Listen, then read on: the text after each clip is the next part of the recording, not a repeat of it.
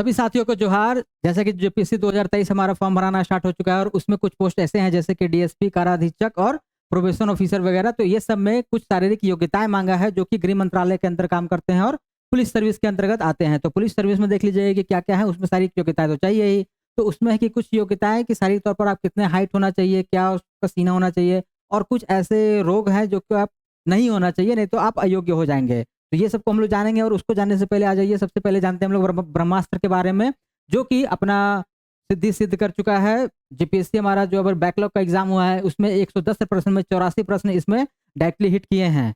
ठीक है, और ये बहुत बड़ी उपलब्धि है। और क्योंकि क्वेश्चन हमारा चूंकि पुराना पैटर्न का था, जीपीएससी 2019-20 का क्वेश्चन बना हुआ था, इसके कारण कि करंट अफेयर्स का क्वेश्चन कहीं से नहीं मिल पाया, लेकिन बावजूद इसके 84 प्रश्न मिला देना ये बहुत बड़ा उपलब्धि है। इसके अलावा हमारा जो टेस्ट सीरीज है, जिससे कि पिछले बार कुल 200 प्रश्न में 82 प्रश्न मिले थे, और उसी प्रकार का प्रयास हमारा फिर से है कि फिर से इस बार हमें उतना ही सफलता या उससे बढ़ के सफलता मिले। तो इसके लिए है, और हमारा एक रैपिड क्लास चल रहा है, देख लीजिएगा धूम धड़ाका से एकदम 17 मार्च तक इसको पढ़ के रिवीजन करके कंप्लीट करना है।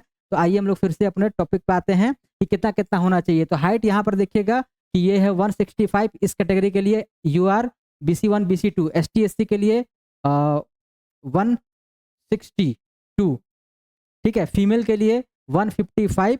और इस कैटेगरी के फीमेल देखिएगा, अगर कोई महिला है जो कि यूआर BC1 BC2 से है तो आपका 155, और कोई महिला जो अगर ST SC से है तो 152। ये आपका हो गया हाइट का क्राइटेरिया, ठीक है। और महिलाएं के लिए ये एप्लीकेबल नहीं है, सिर्फ यहाँ पे पुरुष सदस्य ही भाग लेंगे। और इसमें भी ये क्राइटेरिया कि अगर इस ग्रुप के सदस्य हैं, मतलब अनरिजर्व BC1 BC2, तो इनके लिए 81, और ST SC के हैं तो इनके लिए 79 cm सेंटीमीटर, ठीक है, इतना आपका हाइट होना चाहिए। और वो भी बिना सीना फुलाए, मतलब ऐसे करके जो लेते हैं ना कि हवा अंदर करके सीना फुलाओ, 81-85 उसमें करते थे, तो ऐसा इसमें नहीं है। इसमें सिर्फ सीधा पूछा जाएगा, नॉर्मल खड़ा रहिए, और नॉर्मल में आपका मापा जाएगा 81 और 79 होना चाहिए।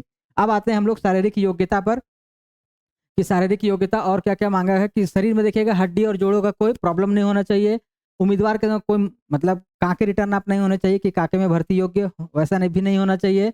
आपको हार्ट से संबंधित कोई प्रॉब्लम नहीं होना चाहिए। शारीरिक अपंगता नहीं होना चाहिए कि नहीं किसी के भाई मान लीजिए किसी का पैर टूट गया है, ये हो गया, तो आप पुलिस सेवा के लिए थोड़ा सा अनएलिजिबल माने जाएंगे कि भाई आप नहीं कर सकते हैं। फिर है कि क्लॉ हैंड नहीं होना चाहिए, मतलब आपका हाथ पूरा एकदम परफेक्ट ऐसे से मोड़ना चाहिए, ऐसे से ये टेढ़े मेढ़े जो रहता है ना उस टाइप का नहीं होना चाहिए। HIV मुक्त होना चाहिए। दूरदृष्टि, दूरदृष्टि मतलब ये सबसे ग्रसित नहीं होना चाहिए। कलर ब्लाइंडनेस नहीं होना चाहिए। ECG EEG मतलब आपका सब लिया जाएगा, ECG हार्ट वाला, EEG आपका मस्तिष्क वाला, सब जांच किया जाएगा, सब नॉर्मल होना चाहिए। श्रवण शक्ति ठीक होना चाहिए, है ना। कोई अगर काना फुसकी करे तो उसको सुनने का प्रयास कम करना है, नॉर्मल सुनना है, ठीक है, वो भी नहीं सुनना है।